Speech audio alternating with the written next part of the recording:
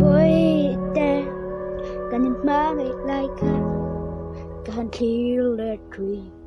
Oh, of nuông em. This is majestic. Bụi tay mana kecukan yang pengia, tuna erot cuan kami berfoto low. Bụi tay itu tinggi ke tagang. Oh, mana kecuali suka tekanin koma tuna erot mutu boi to low.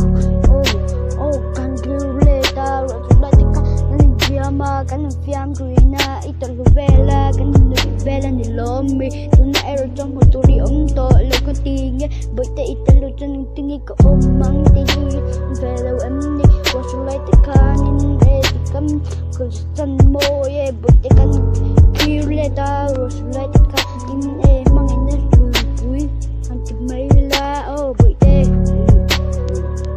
wasu karate kanin goma ngin nabiat tu kalan saya. This is majestic. Ingat tinggi main kalsan bụi tay main kalsan wasu lai tay kan mang lai lai biar tu kanin lana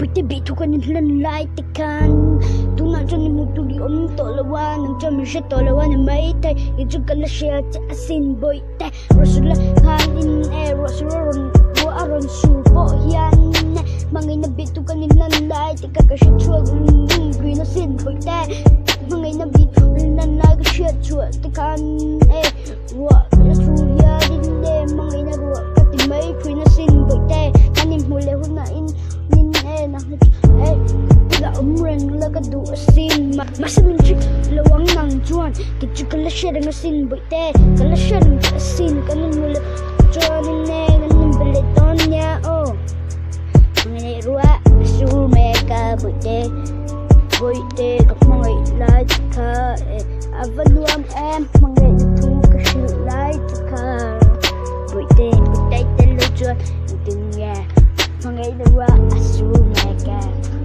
ilaw chuan. This is majestic. Ba't ko daw nga iloy tamo bute tu na hi chuan ka chuan tek som magazine ibula chuan karukal feton Milo fagro bute nanin mula doon ni karukal meg Koti na ganun tok meg bute karukal meg Hmangaihna Ruahpui asul meg tu na ero chuanin Hmangaihna Ruahpui meg sweet adi bụi tay kano tlem trep kano tleng to do bụi tay Hmangaihna Ruahpui meg ital lâu chuan in cả đầu dâu lâu wa hi mà sẽ cả đồng kia rằng kia nga bụi tay Lil May J rap killer.